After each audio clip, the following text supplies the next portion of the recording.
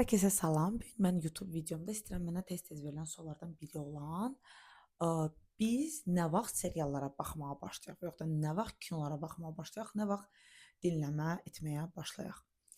Bunların hərəsinin bir etabı var. Yəni kinolar, seriallar, nə bunlar dinləmə etməyə başlamalısınız öyrəndiyiniz gündən. Yəni öyrəndiyiniz gündən dinləmə materiallara başlamalıdır. Bu ola bilər sadə videolar, bu ola bilər rənglər haqqında videolar, bu ola bilər tərəflər, istiqamətlər haqqında videolar. Çünki ya, onlar çox sadə sözlərdən istifadə edirlər. O gün öyrəndiyiniz söz ola bilər orada, amma o sizin üçün belə deyək, faydalı bir şey ola bilər. Çünki dinləməniz əsl Çinlinin ağzından olacaq və bir öyrəndiyiniz gündən. Bəs cizgi filmləri, mən adətən cizgi filmlərinə necəsə ki 3 qruplarında başlayıram baxmağa. Ondan aşağı qruplarda cizgi filmlərini belə başa düşmək çətin olur. Çünki söz ehtiyatı çox azdır. Ondan aşağılar sadəcə mahnılar, uşaq mahnıları, orada İyarsensi, Ulioti belə sadə mahnılar var. O da Banyo Zaynali, bax o mahnını məsələn təq eləyə bilərəm. O canım, 两只老虎，两只 bax bu tipli mahnılara və gün məsələn星期二现在几点bax bu tipli sadə kontekstdə baxa bilərlər. Amma eski multiklara baxmaq olar. Mən həmişə Tauci Baoliçini tövsiyə edirəm. Tauci Baoliçi çünki dili çox sadədir və pinyinlə heroqrifi birlikdə görmək olur. Ə, Dino Panyoman da ola bilər, Dino və dostları. O da pis deyil, amma Tauci Baoliçi kimi belə deyək də sözlər ehtiyatı HSK-dən olan multik görməmişəm. Ə, Bəs seriallara nə vaxt? Seriallara mən adətən HSK 4 qruplarında başlayıram baxmağa. Necə baxırıq? Səhnə-səhnə baxanda, yəni birinci sürətə salın. Yəni sürəti 0.7 eləyin. Onda 5 çox yavaşdır. 0.7 eləyin və necə səhnələri seçin? Bütün serialı baxacaqsınızsa, alt yazını aça bilərsiniz. Amma dialoq səhnələrində alt yazını bağlayın. Yəni dialoqları tamamilə rahatlıqla başa düşəcəksiniz, HSK 4-sünüzsə.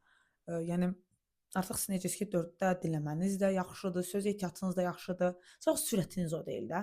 Ona görə deyirəm sürət hesabı. Bir də ki, çətin biraz kontekstdən danışanda alt yazını yandıra bilərsiniz. Ola bilər məsələn detektiv kinoya baxsınız, biraz asan kino seçin baxanda da tövsiyələr eləyə bilərəm bunlar üçün də. Mən düşünürəm ki, ən belə deyək, rahat kinolardan biri mən o vaxt ilk baxdıqlarımdandır. 中国的 desən好人 中国的好人 desən adı belə idi. 中国的好人. Bax o sadə idi dili. Dəqiq kinonun adı yadımda deyil, amma ora yazacağam sizə, təq eləyəcəm ki, baxasınız ona. YouTube'da baxmışdım. Sonra var Vay Vay İ Xiao, yəni Vay Vay güləndə belə banal mövzudur, amma maraqlıdır. Yəni o səviyyələrdə baxmaq üçün. HSK 4-ü bitirəndən sonra zaten rahatlıqla demək bütün serialları başa düşəcəksiniz. Xüsusi səhnələri əlbəttə ki, başa düşməməniz normaldır. Amma belə deyim də, ümumi kontekstdə tutacaqsınız da. HSK 5-də artıq 6-da çox rahatsınız. Amma %100 başa düşməyi özünüzdən gözləməyin. Mən hətta əvvəlki videolarımda vurğulamışdım. Məsələn 7-9-u tamamilə sözlərini bitirdiğim halda məsələn elə olur ki, 1:45 dəqiqədə bir söz çıxır ki, mən bilmirəm. 2 söz çıxır ki, mən bilmirəm. Bunlar normal şeylərdir. Yəni çünki dil bir dəryadır və bu dil bizim üçün xarici bir dildir və biz bunu öyrənəndə belə bir hallarla qarşılaşmağımız normaldır. Elə ola bilər ki, 5-siniz, 6-sınız da ola bilər. Mənə belə bir sual verir. Bəs biz bilmədiyimiz sözləri çıxardaq. Siz o baxır nisbi bir şeydir. Siz bilmədiyiniz sözlər həddən artıq çoxdursa, onu çıxartmağınızın çox mənası yoxdur. O yorucu və irgəndirici bir proses olacaq. Siz sonra baxmaq da istəməyəcəksiniz. Amma məsələn bilmədiyiniz söz azdırsa çıxardın öyrənin, niyə də yox? Ya da belə eləyin. Bir gün məsələn 5 dəqiqəyə baxın. 5 dəqiqədən maksimum nə qədər söz çıxa bilər?